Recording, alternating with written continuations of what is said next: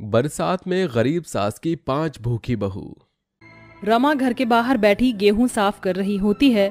तभी उसकी सबसे बड़ी बहू बबीता उसके पास आकर कहती है, बहुत बहुत बधाई हो सासू माँ, आप एक बार फिर से दादी बनने वाली हैं। आरती और परिधि प्रेग्नेंट हैं। इतने में परिधि और आरती अपनी गरीब सास रमा के पैर छूने को झुकती हैं। तभी रमा कहती है, जग जग जीती रहो मेरी प्यारी बहुओं, दूधो नहाओ पूतो फलो। अब तुम दोनों माँ बनने वाली हो, इसलिए तुम्हारे लिए झुकना ठीक नहीं है। वैसे तो बहुओं के गर्भवती होने की खुशखबरी पर सास लोगों में मिठाइयाँ बांटती है, मगर इस गरीबी के चलते मैं तो तुम्हारा मुंह भी मीठा नहीं करवा सकती। कोई बात नहीं माँ जी, हमारी मिठाई आप पर उधार रही। जब हम पांचों के पति शहर से कमाकर लौट आएंगे ना, तब आप हमें काजू कतली खिला देना। हाँ, मगर तब लड्डू से काम नहीं चलेगा माँ जी। गीता की बात पर सभी हंसने लगते हैं। इसी तरह गरीबी में रूखा सूखा खाकर भी रमा और उसकी 5 बहू हंसी खुशी रह रही थी। अब इसी तरह से एक एक महीने करके 6 महीने बीत जाते हैं, मगर उन 5 के पति घर नहीं आते। बस आती है तो एक चिट्ठी जिसमें उनके मरने की खबर लिखी होती है, जिसे सुनकर रमा और उसकी 5 बहुएं बहुत रोती। और बबीता का 5 साल का बेटा राजू पूछता है, माँ तुम रो क्यों रही हो? दादी माँ, चाची, ये सब क्यों रो रहे हैं? मैं जानता हूँ पिताजी और चाचा के शहर के जाने के बाद हम लोग गरीब हो गए हैं, ना हमारे पास खाने पीने को नहीं है। मगर आप बिल्कुल भी चिंता मत करो माँ, पिताजी शहर से बहुत सारे पैसे कमा कर लाएंगे और फिर हम अच्छा अच्छा खाना खाएंगे। राजू, अब मैं तुझे कैसे समझाऊं मेरे लाल, तेरे पिताजी अब कभी नहीं लौटेंगे। पता नहीं वक्त हमें अब क्या क्या दिन दिखाएगा। जैसे तैसे एक दिन बीत जाता है, मगर मॉनसून का महीना शुरू होने के साथ अगले ही दिन से बहुत जोरों की बारिश शुरू हो जाती है। और दिन रात बारिश होने के कारण उनके घर की कच्ची छत जगह जगह से टपकने लगती है। तभी गीता की 4 महीने की बेटी मुनिया दूध के लिए रोना शुरू कर देती है। अरे क्या बात है गीता बहू, मुनिया इतना क्यों रो रही है? लगता है बेचारी को भूख लगी है, तू इसे दूध पिला दे। माँ जी कब से दूध पिलाने की कोशिश कर रही हूँ, मगर ये चुप नहीं हो रही। इसमें गलती मुनिया की नहीं गीता, तुमने 2 दिन से अन्न का एक भी दाना नहीं खाया तो कहाँ से होगा दूध? माँ बहुत भूख लगी है, कुछ खाने को दे दो ना। देखो ना बाहर कितनी अच्छी बारिश हो रही है, मेरे लिए थोड़े से पकौड़े ही बना दो या फिर मुझे नमक रोटी ही दे दो, मैं वही खा लूंगा। एक तरफ जहाँ 4 महीने की मासूम मुनिया दूध के लिए बिलखते बिलखते सो जाती है, वहीं राजू भी रोटी मांगते मांगते भूखा ही सो जाता है। वहीं रमा की 5 गरीब बहुएं भी भूखी प्यासी घर के कोने में बैठी होती हैं। ये सब देखकर रमा की आंखें छलछला जाती हैं और वो रोते हुए कहती है, पता नहीं ऊपर वाला सारी परेशानियां हम गरीबों की झोली में ही क्यों भेज देता है।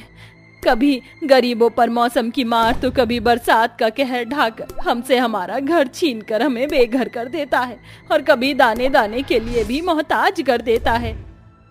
माँ जी इसमें आपकी कोई गलती नहीं, इसलिए खुद को कोसना बंद कीजिए, शायद ऊपर वाला हमारी परीक्षा ले रहा है।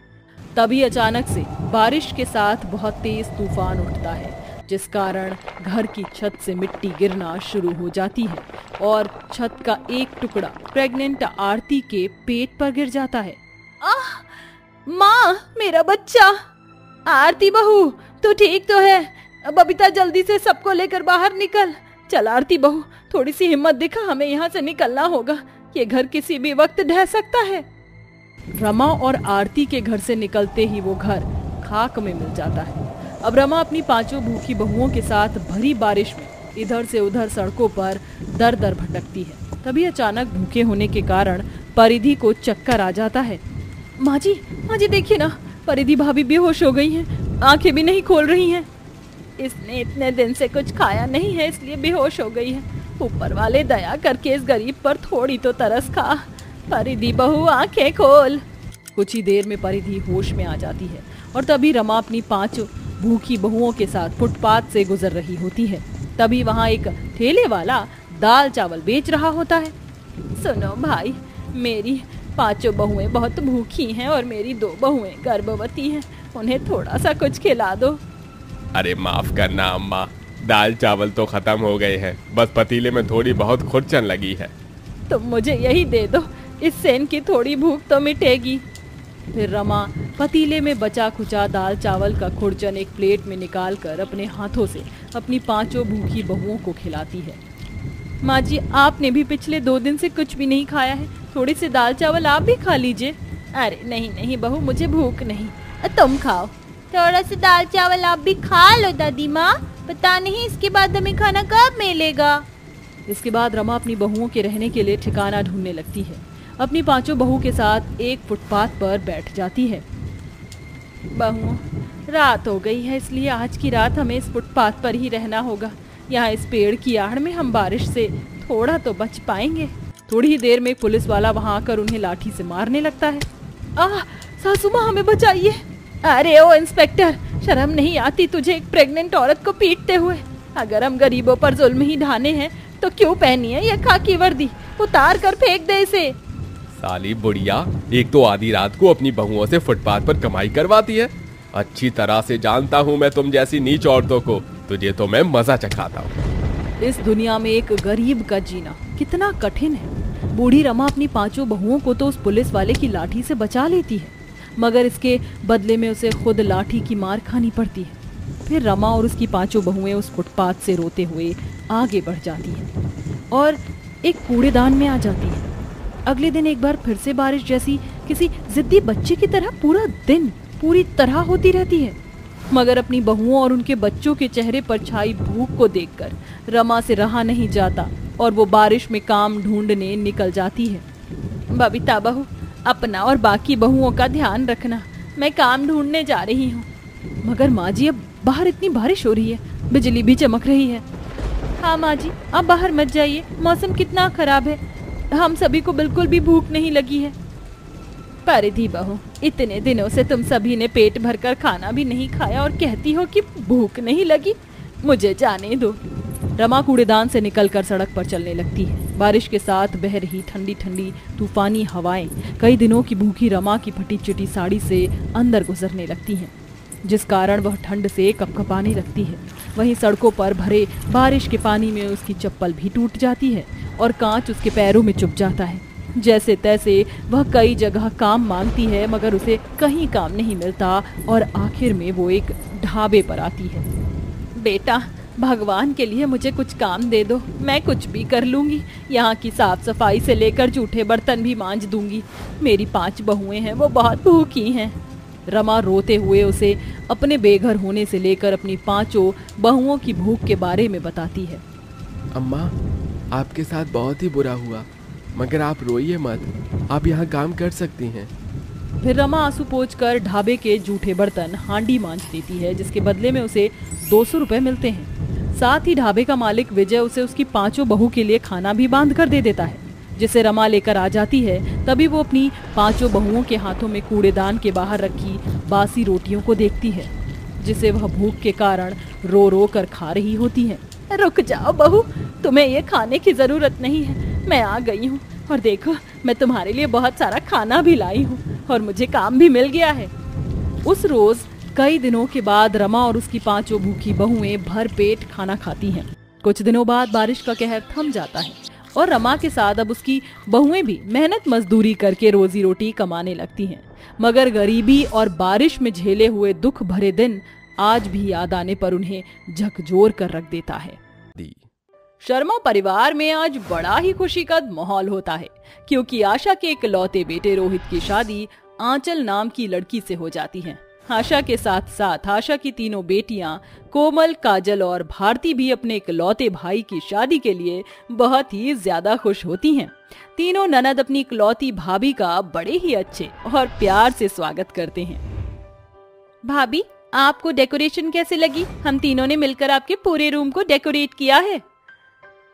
तुमने तो पूरे कमरे को रोज से डेकोरेट किया हुआ है और मुझे रोज से एलर्जी है। जल्दी से ये सारे रोज यहाँ से हटा दो, वरना मुझे इससे बहुत प्रॉब्लम होगी।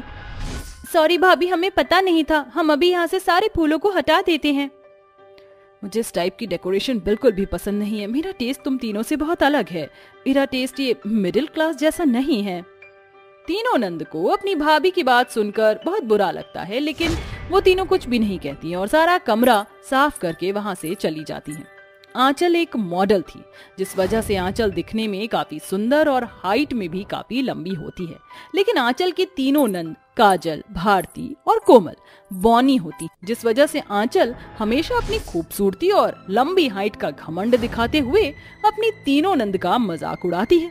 लेकिन तीनों ही नंद अपनी भाभी से बहुत ज्यादा प्यार करती थी, इसलिए वो तीनों ही आंचल से कुछ भी नहीं कहती है। ऐसे ही समय बीतता रहता है कि अचानक आशा की तबीयत खराब हो जाती है। कोमल, भारती और काजल, तुम्हारे पिताजी के जाने के बाद मैंने तुम तीनों को और रोहित को बड़े ही मेहनत से पाला है। तुम चारों को पढ़ाया लिखाया है। मेरे जाने के बाद अब तुम तीनों को ये घर संभालना है। और बहू, अब से इस घर की मालकिन तुम हो। अब तुम्हें ही इस घर के सारे फैसले लेने होंगे। बस तुम मेरे बेटे और मेरी तीनों बेटियों का अच्छे से ख्याल रखना। इतना कहकर आशा अपनी आखिरी सांस लेती है और इस दुनिया को हमेशा हमेशा के लिए अलविदा कह देती है। आशा की मृत्यु के बाद अब घर की मालकिन आंचल बन जाती है। अब आंचल किसी भी तरह की कोई रोक टोक नहीं होती है। घर की जिम्मेदारियां आंचल के कंधों पर होती हैं, लेकिन वो एक भी जिम्मेदारी नहीं उठाती है। घर के सारे कामकाज अपनी तीनों नंद पर सौंप देती है और खुद पूरा दिन आराम करती है। तुम तीनों बौनी यहाँ पर बैठी हो और मैं तुम्हें पूरे घर में देख रही हूँ। घर में इतने सारे काम पड़े और तुम तीनों यहाँ बैठकर पढ़ाई कर रही हो। अगले हफ्ते से हम तीनों के एग्जाम हैं, इसलिए हम तीनों पढ़ाई कर रहे हैं। बस थोड़ी देर और फिर हम घर के सारे काम कर देंगी। तुम तीनों एग्जाम दे रही हो? क्यों? तुम तीनों अपने भाई के पैसों को वेस्ट कर रही हो। तुम्हें क्या लग रहा है, अगर तुम एग्जाम दोगी तो क्या तुम्हें कोई अच्छी कंपनी में जॉब मिलेगी? आजकल पढ़ाई से ज्यादा इंसान की पर्सनैलिटी देखी जाती है। तुम तीनों को तो कोई कंपनी तो क्या एक किराने की दुकान वाला भी अपने यहाँ काम पर ना रखे। तुम तीनों ने अपनी हाइट देखी है? ढंग से 4 फुट की भी नहीं हो। हाई बड़ी एग्जाम देने वाली। ये पढ़ाई वढ़ाई करने की कोई जरूरत नहीं है। सारी किताबें ले जाकर रद्दी वाले को दे दो और घर के कामों में ध्यान दो। अगर घर के कामकाज अच्छे से आते होंगे तो कोई ना कोई तुमसे शादी कर लेगा, वरना बौनी ऊपर से घर के कामकाज भी नहीं आते। ऐसी लड़की से कौन शादी करेगा? भाभी, माँ की इच्छा थी कि हम अपनी पढ़ाई पूरी करें। हम उनकी इच्छा को पूरा करना चाहते हैं। प्लीज आप हमारी पढ़ाई मत बंद करवाइएगा। माँ जी के जाने के बाद घर की मालकिन मैं हूँ। जैसा मैं चाहूंगी वैसा ही होगा। अगर तुम तीनों ने अपनी पढ़ाई बंद नहीं की तो मैं तुम्हारे भैया से कह दूंगी तुम तीनों की जल्द से जल्द शादी करवा दें। समझी तुम तीनों? लेकिन भाभी। लेकिन कुछ नहीं, जितना कहा है उतना करो। आंचल उन तीनों के हाथों से किताबें छीन लेती है और ले जाकर स्टोर रूम में रख देती है। तीनों अपनी भाभी के सामने रोती रह जाती हैं, लेकिन आशा को इस बात से जरा भी फर्क नहीं पड़ता है। अब दिन पर दिन आंचल के जुल्म अपनी तीनों नंदों पर बढ़ने लगते हैं। आंचल को अब अपनी तीनों नंद घर में खटकने लगती हैं, इसलिए अब आंचल उनकी शादी करने का सोचती है। पंडित जी, अब मुझसे मेरी ये तीनों बौनी नंद बर्दाश्त नहीं होंगी। आप इनके लिए जल्द से जल्द रिश्ता ढूंढिए।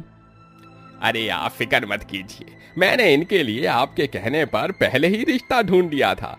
आपकी तीनों नंदों के होने वाले वर बड़े ही अच्छे परिवार से हैं। वो आपसे दहेज लेने की बजाय आपको दहेज देंगे और उन्हें आपकी नंदों के बोनेपन से जरा भी कोई परेशानी नहीं है।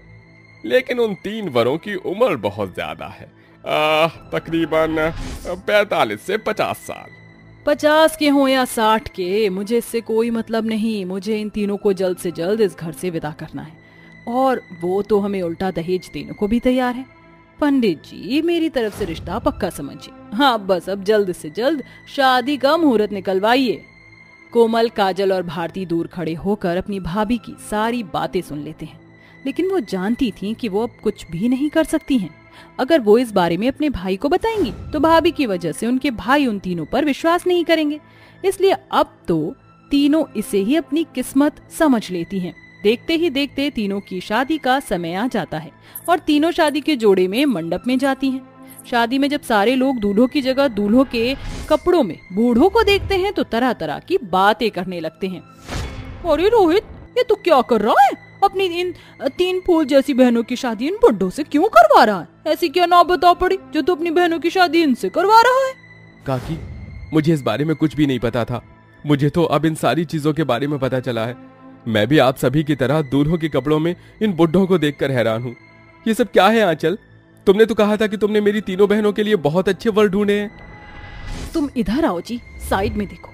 अगर मैं इनकी शादी इनके उम्र के लड़कों के साथ करवाती तो इनकी शादी में खर्चा भी बहुत होता और हमें इन तीनों को दहेज भी देना पड़ता। लेकिन ये लोग तो हमसे दहेज लेने के बजाय उल्टा हमें दहेज दे रहे हैं।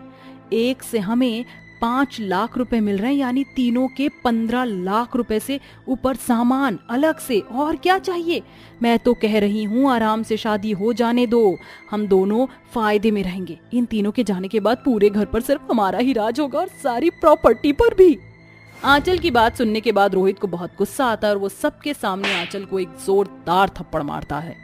तुम्हें शर्म नहीं आती अपनी नंद के साथ ऐसा करते हुए? हाँ, सिर्फ कुछ चंद पैसों के लिए तुम मेरी तीनों बहनों की जिंदगी बर्बाद कर रही हो।